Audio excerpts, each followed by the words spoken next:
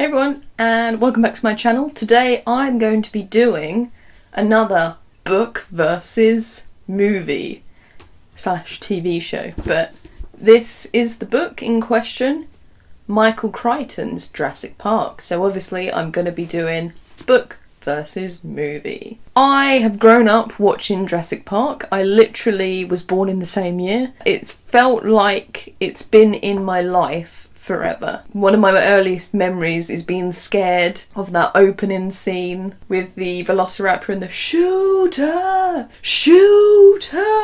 And then also the T-Rexes later on, the Velociraptors in the fucking kitchen. Jesus Christ, scared me for life. So I might be a bit biased because I've only just recently read the book, but it's a fascinating case of the book's really good, the movie's really good, but they're wildly different. Wildly. So let's get into it. What are the differences? I'm not going to list all of the differences because everything's different. But I'm just going to go through some of the main things that really kind of shocked me. Number one, and probably the most shocking thing, Alan Grant explicitly says he likes kids. What? The whole movie arc of Jurassic Park is Alan Grant, I hate kids, they smell, they're disgusting, to saving children and cuddling with them on the way back after they've now been traumatised for life. And it's his growth as a character that is the main anchor of the film, I think. And I believe, I swear Spielberg said that he changed it, so I should have known, that it was to create a massive character arc. So having him explicitly say he likes kids in the book, I was just like, oh, Alan, how could you let me down? Kids are disgusting, they are expensive, they are smelly.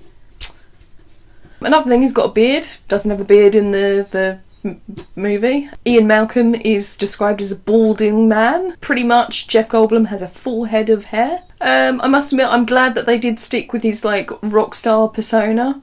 It was explicitly said about in the book, and he did say about going to lift up the dinosaurs' skirts in here, so I chuckled to myself and was like, thank God that is the real deal. He also does get injured. He doesn't do the very delicate knives dove off of the dinosaur in the movie that me and my sister always used to rewind because we just thought it was hilarious. And when we rewatched it, I think it was last month or something, we're like, oh my god, rewind. And laughed at him on the dinosaur's nose springing off when the dinosaur collides into the toilet, which didn't happen in the book. Oh, massive thing I've completely forgotten, as we're on characters' differences. The lawyer is a legend. He's brave in this, up to a certain point. And in the movie, they clearly just amalgamated one character with another character and then sort of made him that character, which is the publicist. I can't remember his name. Ed Regis, I think, was the publicist for the island, and then the lawyer Gennaro was actually a legend. So they just sort of thought, oh, you know what, we've got too many characters to deal with here. Let's just make our cool main three the heroes of the story and make the lawyer pathetic and run off and leave the children. But yeah, it was quite interesting to see a whole different character take on the persona of the lawyer in the movie. I'm getting really confused saying this. But yeah, that was also interesting. John Hammond is a complete tosser in the book. He's the personification of capitalism. He's rude, he's horrible, he's greedy. He does get his just desserts, which is quite good. In the movie, he's kind of a bit clueless and a bit soft. And it's almost like he's your eccentric grandfather that just kind of didn't really think about what he was doing. And so that was an interesting dynamic to change him from sort of a very harsh, horrible, greedy character into someone quite caring but also a complete idiot. OMG, one of the most strangest character changes ever is Muldoon, the hunter guy who's clever girl in the movie, which didn't happen in the books. Tragedy. One of the best, most iconic moments in the film. He drinks whiskey. He's totally different. He's like still quite serious, but he's like guzzling whiskey while he's hunting dinosaurs. And it's just fucking bizarre. What else is different character-wise? Ellie Sattler gets more to do in the movie. In here, she pretty much does nothing. Alan Grant has to go and turn the electricity back on, which I think is one of the best sequences in the movie, is when she's going down into the generator room.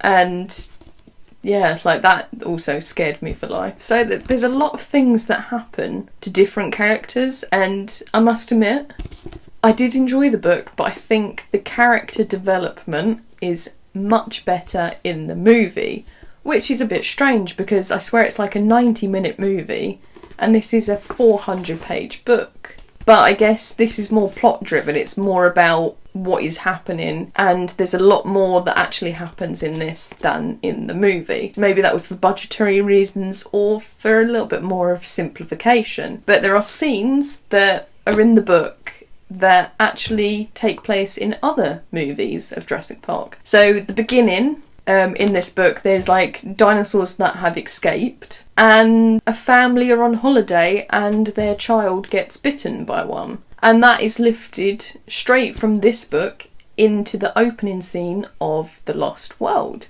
which I thought was quite interesting. There's also a scene where Alan Grant is with the kids, trying to escape and get back to the visitor centre, and they're chased by a T-Rex, and they're in a waterfall. Oh, that is also in the sequel movie, The Lost World. What else was there? Oh, and then there was like a whole aviary sort of thing, like they went into the bird dome, and in the third movie, Jurassic Park 3, there is a lot to do with pterodactyls in that. So it feels like this book was so packed with things that it was just too much to put into the movie.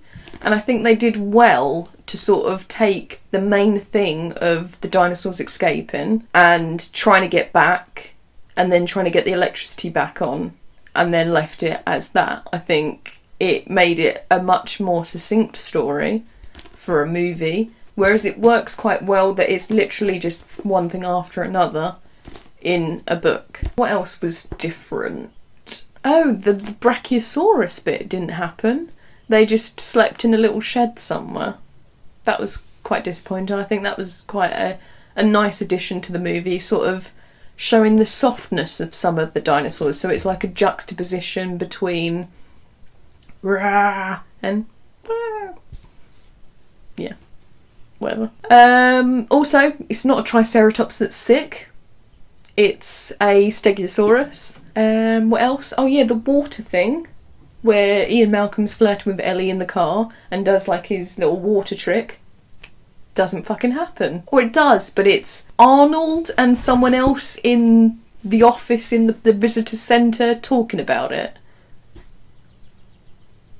I feel cheated, I feel robbed, because like that's such a smarmy sort of flirtatious moment, and it just makes me like laugh in the film, and Alan's reaction to it as well. It's just gold. Like there's so many things that the movie improved upon, and it's not normally the case. And like I said, it is a good book, but I still think the movie is 100% amazing. And it's crazy, but it's also interesting because Michael Crichton wrote the book and he also helped write the script for the film. So maybe that's why it's just as good but it's different. Let me think of what else happens that didn't happen. Oh yeah, the kitchen scene happens totally differently. It still like has elements of it, like they do lock a velociraptor in a freezer, but Timmy, I've just remembered, the children swapped ages. So Timmy is actually older than Lex in the book, and Timmy's the computer nerd, Lex is the baseball nerd.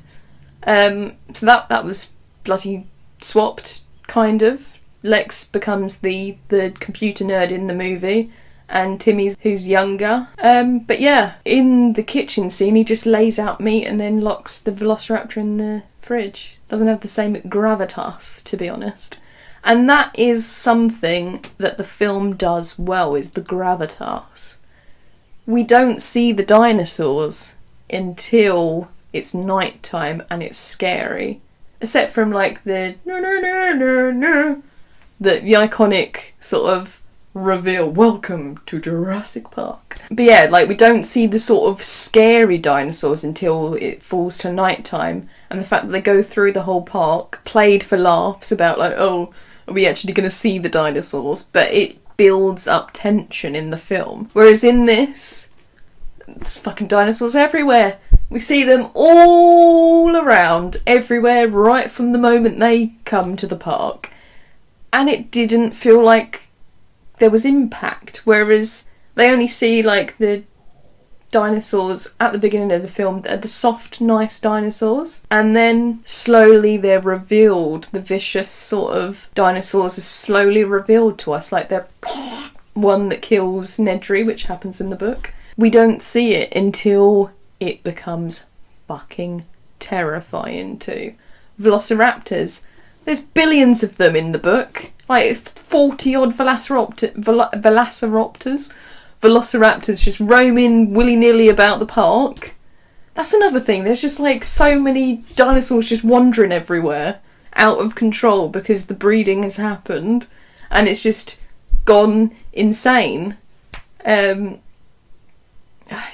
don't know, it's a very different book to what I thought it was going to be. And like when I was reading, because it has like diagrams and things in it, if you can see. And then when it came up saying there was 37 velociraptors in the park, I was like, what the fuck?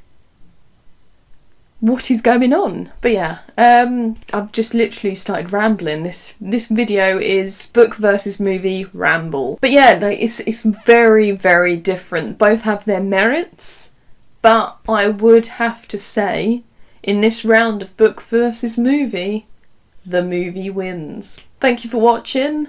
I don't know whether I've covered everything because I literally just word vomited throughout this video.